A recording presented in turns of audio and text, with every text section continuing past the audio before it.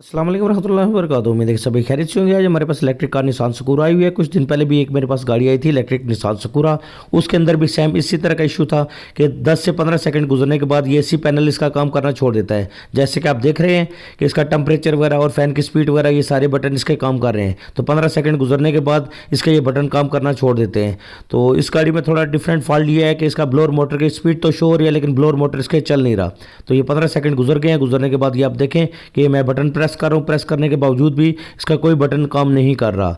तो इसके अंदर भी सेम उसी तरह का फॉल्ट आ रहा है लेकिन इसका ब्लोअर मोटर नहीं चल रही। तो सबसे पहले हम इसको स्कैनर लगाते हैं। स्कैनर के अंदर जो फर्स्ट वाला कोड है वही ब्लोअर मोटर का कोड आ रहा है और जो सेकंड वाला कोड है वो पीटीसी हीटर का कोड आ रहा है और थर्ड वाला कोड जो है ना वो कंप्रेसर का आ रहा है और चौथा कोड जो है ना वो आ रहा है वो जो हमारी दूसरी गाड़ी में कोड आ रहा था P2482 वाला पंप कंट्रोलर लाइन एरर का कोड आ रहा है।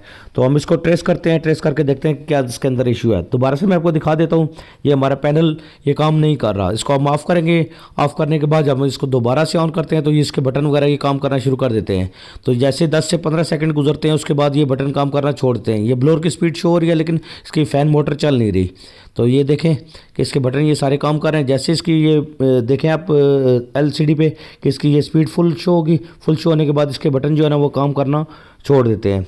तो जैसा कि ये देखें ये स्पीड फुल हो गई है। फुल होने के बाद अभी हम कोई भी बटन प्रेस करेंगे काम नहीं कर रहा। सिर्फ ऑफ वाला और जो बैक डिफाकर वाला ये दो बटन इसके काम कर रहे हैं। तो सबसे पहले हमने इसका बम्पर खोला। बम्पर खोलने के बाद यहाँ पे इसके एक रिले बॉक्स लगा होता है, वो बॉक्स नहीं था, अभी मैंने लगा दिया है। मैंने आपको जो इसके रिले की लोकेशन है वो लेफ्ट साइड की हेडलाइट है, हेडलाइट के नीचे करके यहाँ पे एक बॉक्स लगा हुआ होता है, वो नहीं था, मैंने दूसरा मंगवा के लगाया है। ये दूसरी रिले भी मैं आपको चेक करवा रहा हूँ। ये देखें इसके अंदर भी काफ़ी ज़्यादा रस्ट और कार्बन वगैरह बनी हुई है जिस वजह से ये हमारा हो सकता है कि प्रॉब्लम हो, लेकिन हम इसको सर्विस करेंगे। सर्विस करने के बाद हम देखेंगे कि हमारा मसला सॉल्व होता है या नहीं होता। तो ये ग्रिप के अंदर भी आप देखें काफ़ी ज़्यादा रस्ट और कार्बन है। ये मैनुअल रिले है, इसके अंदर पानी नहीं गया, बाकी दोनों रिले के अंदर पानी और रस्ट और कार्बन वगैरह गई है। तो इसकी हम ये सर्विस करें। ग्रिप की सर्विस करने के बाद हम देखते हैं कि हमारा फॉल्ट दूर होता है या नहीं होता, हमारा मसला सॉल्व होता है या नहीं। तो ये इसका बोनट वाला केबल है, यहाँ पे भी एक फ्यूज़ बॉक्स लगा हुआ है, यहाँ पे इसका भी कवर नहीं है, वो भी हमने मंगवाया, वो भी हम लगाएंगे। मेरी जो वर्कशॉप है वो चकलाला स्कीम थी रावलपिंडी में, बल्कि असर EFI ऑटो वर्कशॉप के नाम से है। यहाँ पे हम PHV इलेक्ट्रिक और हाइब्रिड और EFI गाड़ियों का काम करते हैं। इलेक्ट्रिकल और मैकेनिकल काम दोनों करते हैं। जैसे कि आप देखेंगे हमारे पास इलेक्ट्रिक गाड़ी निसान सकूरा खड़ी है, इसका भी हम काम कर रहे हैं।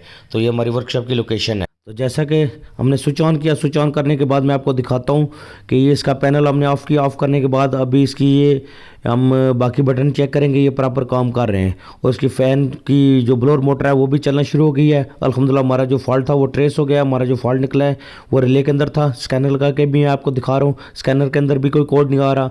हमारा AC भी काम करना शुरू हो गया और हीटर भी काम करना शुरू हो गया। तो खुदा न खास्ता आपकी गाड़ी में कोई ऐसा इशू हो तो आप हमारे साथ रब्ता कर सकते हैं। ये वीडियो बनाने का मकसद ये है कि जो नए काम करने वाले भाई हैं उनकी हेल्प हो जाए। बहुत शुक्रिया। अल्लाह हाफ़िज़।